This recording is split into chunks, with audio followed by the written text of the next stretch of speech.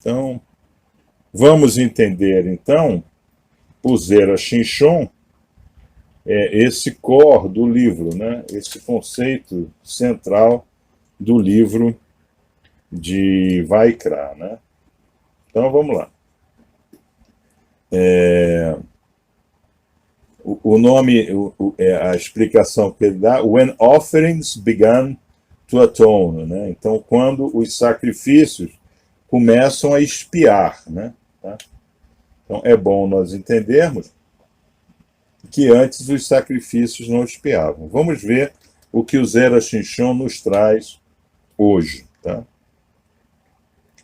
Why does Humash Vaikra begin by telling us where the conversation between Hashem and Moshe Rabbeinu took place? Tá?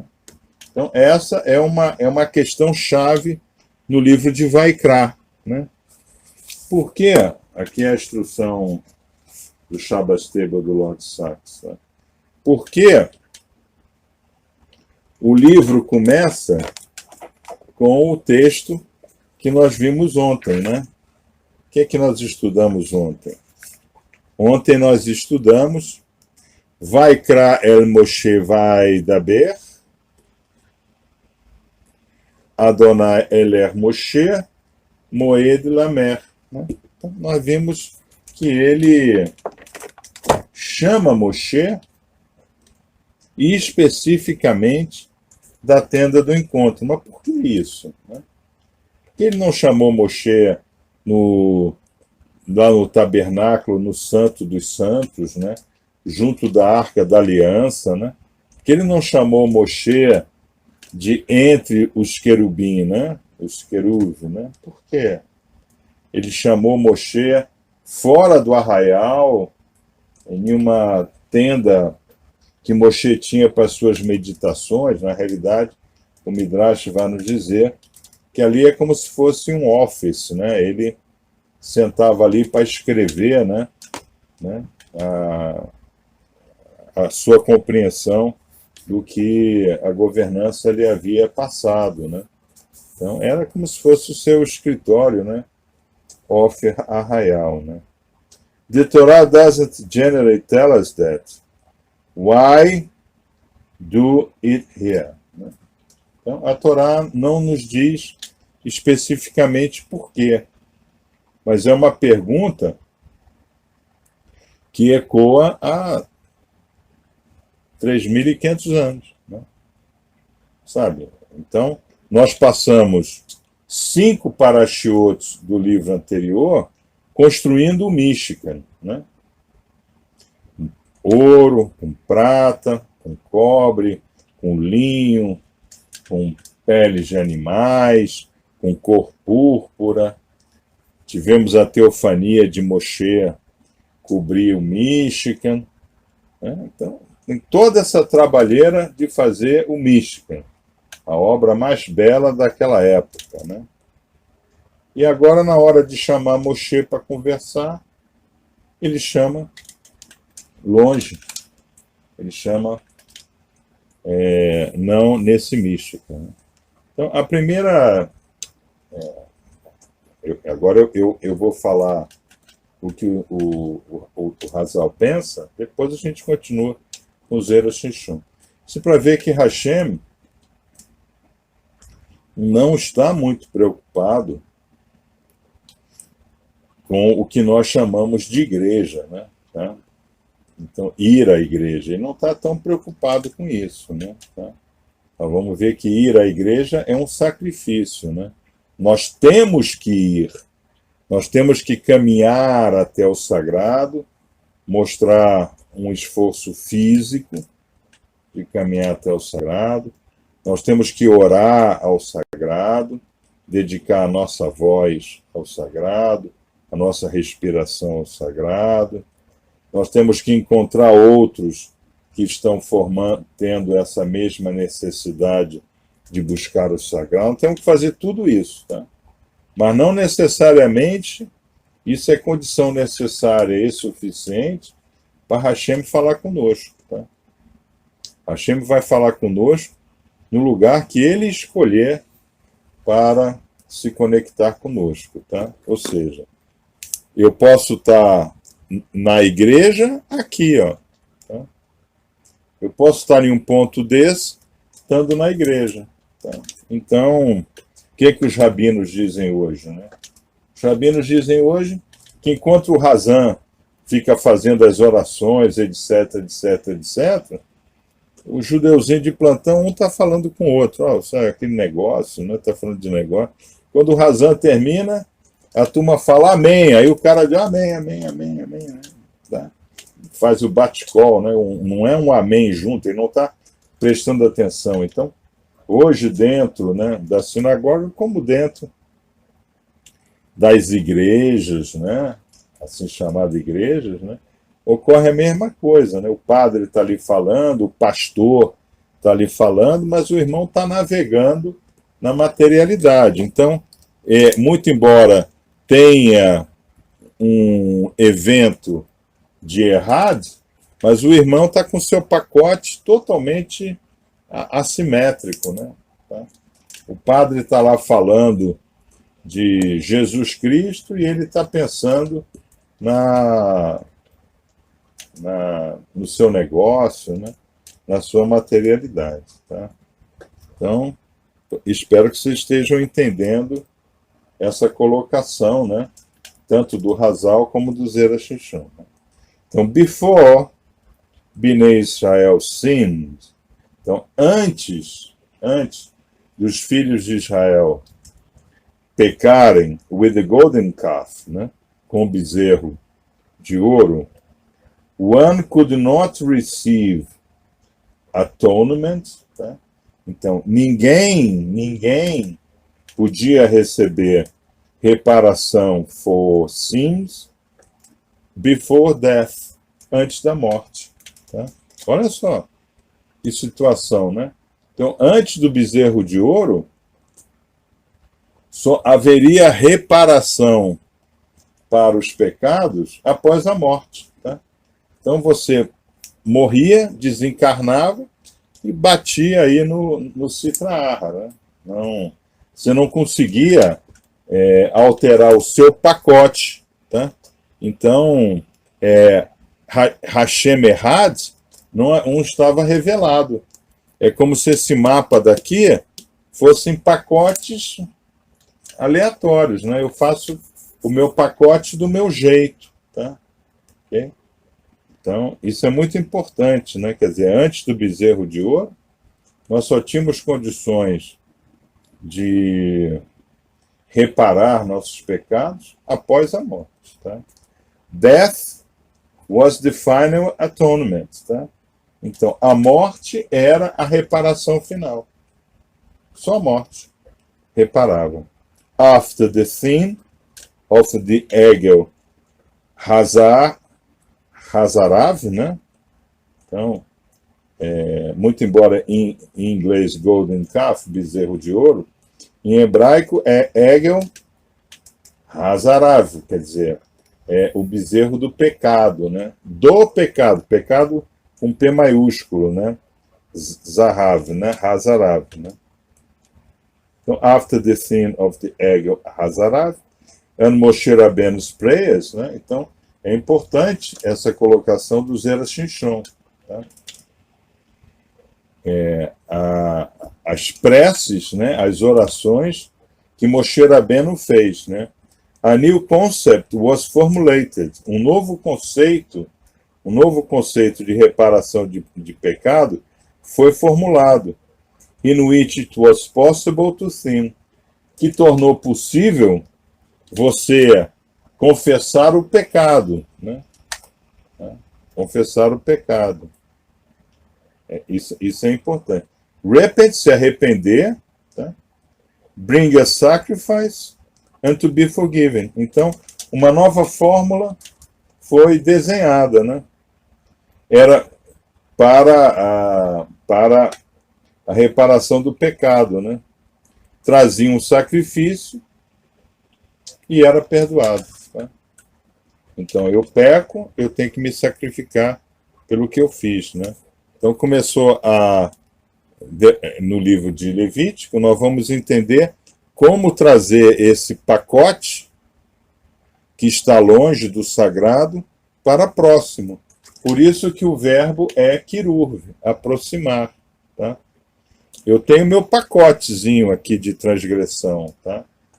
Esse é meu pacote de transgressão. Então, kirur, eu vou me aproximar. Vou me aproximar como? Com korban. Korban vem de kirur. Tá? Então, korban é um sacrifício de aproximação. Então, como é que eu faço para me aproximar? Com um sacrifício de aproximação. Não tem como. Isso que a Igreja Católica vende, eu te perdoo em nome do Pai, do Filho e do Espírito, isso não existe. Tá? Isso não é bíblico. Isso é invenção de Tomás de Aquino. Isso não existe. Esqueçam isso. Tá? Ah, porque Rabi Yeshua, na sua primeira aparição para os 12, ele disse, eu lhe dou a paz, eu vos dou a minha paz, a paz que eu vos dou não é desse mundo, aquilo que ligares embaixo estará ligado em cima, aquilo que ligares em cima estará... Isso não tem nada a ver com Corban, nada a ver. Nada a ver. Isso é outra coisa, totalmente diferente. Rabi Yeshua está se referindo a isso aqui, ó.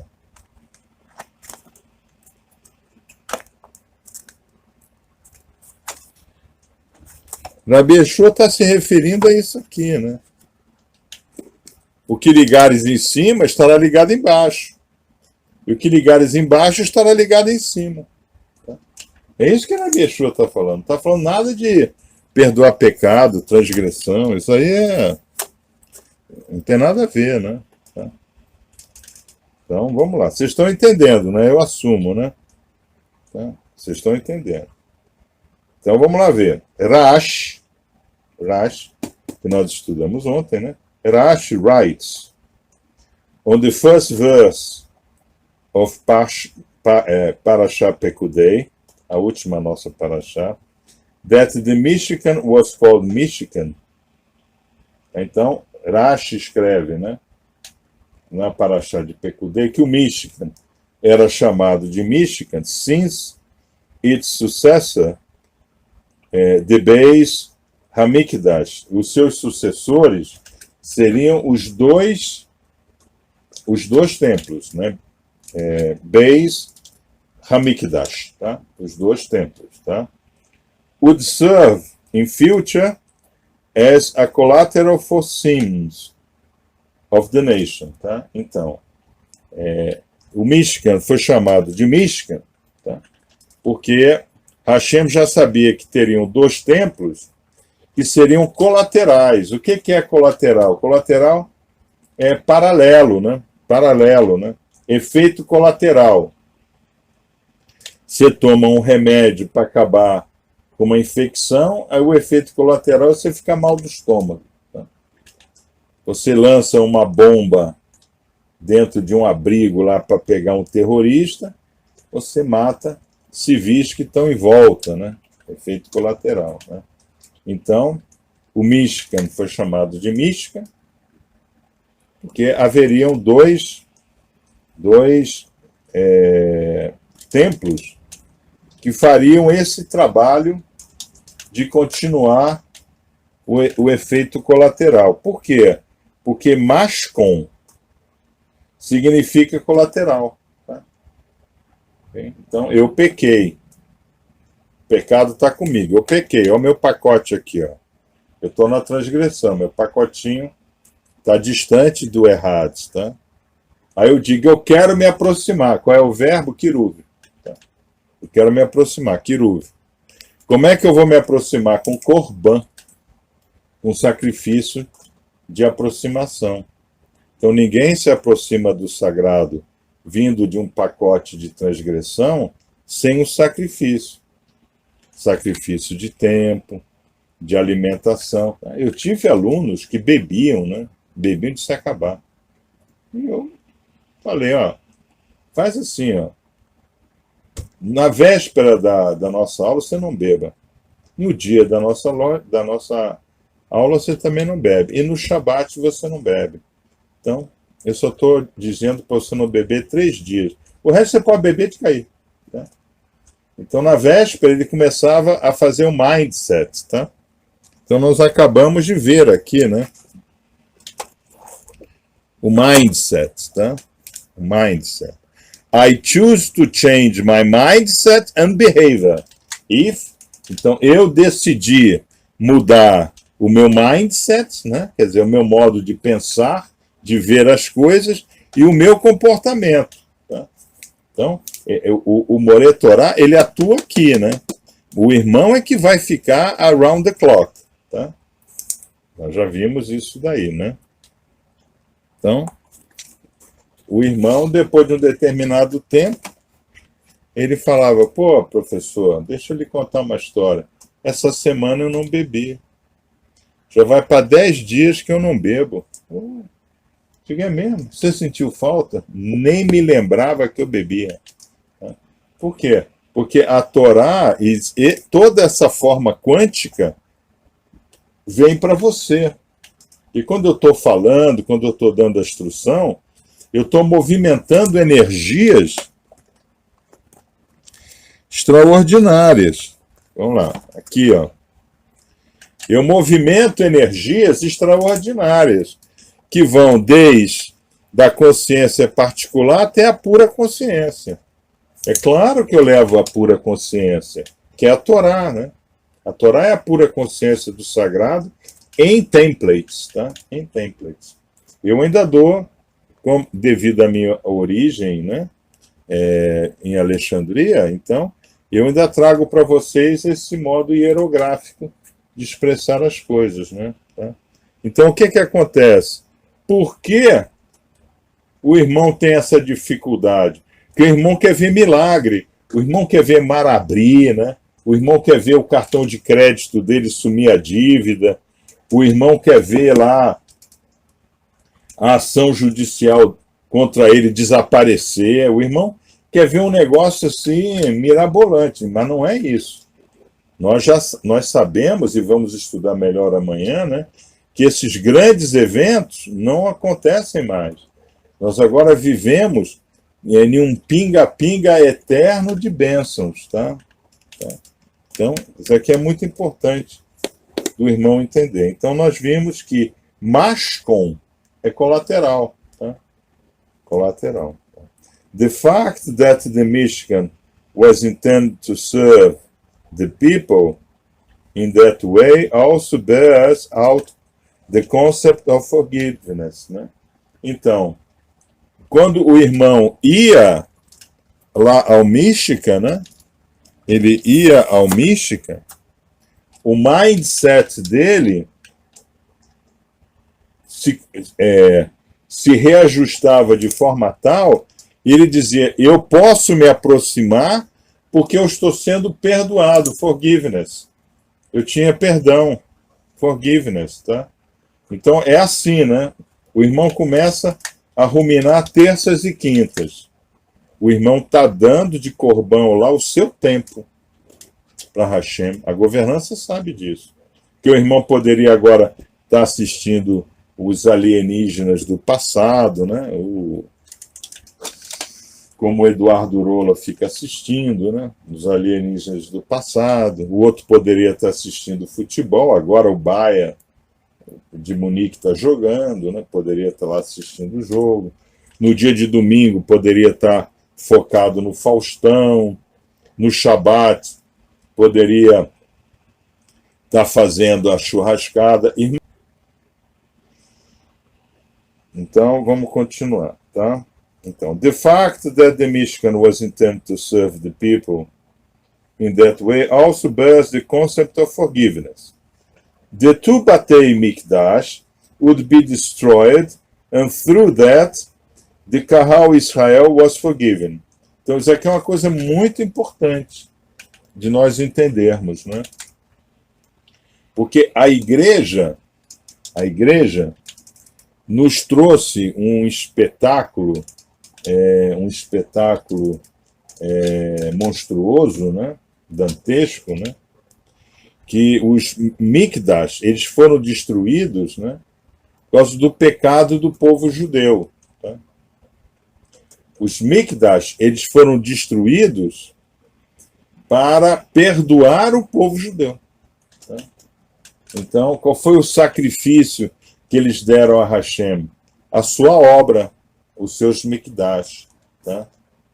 Isso é muito importante de nós entendermos. Então, às vezes, irmão, o irmão perdeu um emprego, ou o irmão perdeu uma causa na justiça, ou o irmão perdeu um imóvel na justiça, né?